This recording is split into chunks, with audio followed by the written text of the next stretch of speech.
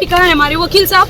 जवाब दीजिए, आप पूछिए, अब क्या जवाब देना चाहेंगे? नहीं, कौन सी पार्टी से नामांकन करने जा रहे हैं? हम किसी पार्टी से नामांकन नहीं करने जा रहे हैं। हाँ। और आपको बता दें कि हमारा लड़ाई केवल विरोधियों के विरुद्ध रहा है, जयचंदों के विरुद्ध रहा है, उन सभी लोगों के विरुद्ध रहा है जो 80% की आबादी के वोट पर जीतते हैं और बाद में जीतने के बाद 20% को खुश करने के लिए 80% वालों को बलि का बकरा बनाया जाता है। हम उन नीतियों के विरुद्ध चल रहे हैं। तो क्या लग रहा है कि इस तरह के जो विरोध करने वाले हैं, क्या वो नीति रहेगी जो आप उस नीति के साथ चुनाव मैदान में जाइएगा? देखिए, हमने पहले भी कहा और अब भी हम कह रहे हैं कि हमारा कभी भी मकसद चुनाव लड़ना नहीं रहा था, परंतु जो भी व्यक्ति, मैं पुनः कह रही हूँ कि भारतीय जनता पार्टी देश की वो पार्टी है जिसने राम मंदिर का बात नहीं किया, राम मंदिर बना के दिया।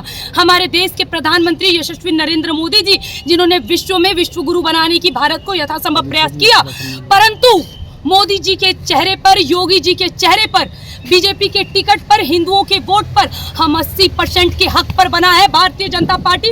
और राम मंदिर निर्माण हम जैसे लोगों ने करवाया है, हम जैसे पागल युवाओं ने करवाया है।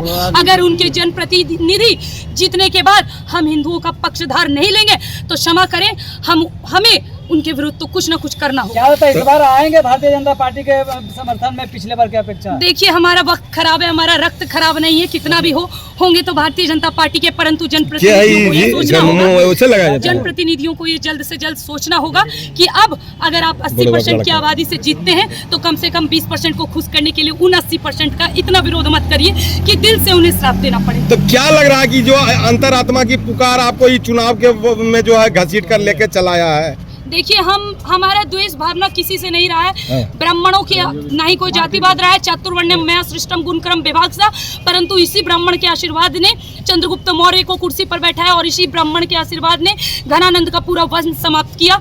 अब यही कहना चाहेंगे कि इस जगह पर एक दिग्गजों की, एक बाहुबलियों की भूमि कहलाती है जमुई जिला, वहाँ पे एक ब्राह्मण की बेटी को हनुमान चालीसा का पाठ करने पर उस पे गलत आरोप लगाकर 48 दिन का कारावास और झूठा मुकदमा जो झेलना पड़ा है, उसका हिसाब तो होगा। 25 का हिसाब 25 में।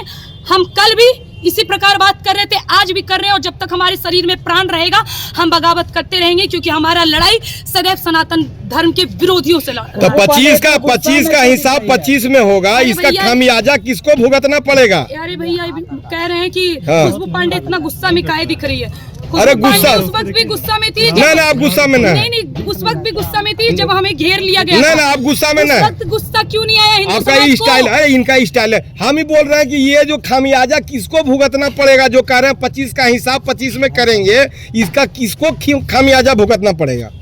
48 दिन का जेल हमने अपने भरोसे किया क्या? ठीक। सनातन धर्म के लिए घात हमने अपने भरोसे करवाया क्या? हम तो समस्त सनातन धर्म के लिए लड़ रहे हैं ना, हम तो समस्त हिंदू समाज के लिए लड़ रहे हैं। और आपको बता दें, जो भी मेरे छवि को खराब करने की कोशिश कर रहे हैं, दंगाई और ना जाने क्या क्या बनाने की कोशिश कर रहे हैं, आपको बता दें, इस देश में हम हमेशा सदैव APJ अब्दुल कलाम पूजे गए हैं, रसखान पूजे गए हैं, अब्दुल हामिद पूजे गए हैं, कसाब और अफजल गुरु न पूजे गए थे, न पूजे जाएंगे। इसीलिए हम वैसे मुसलमान के विरुद्ध हैं।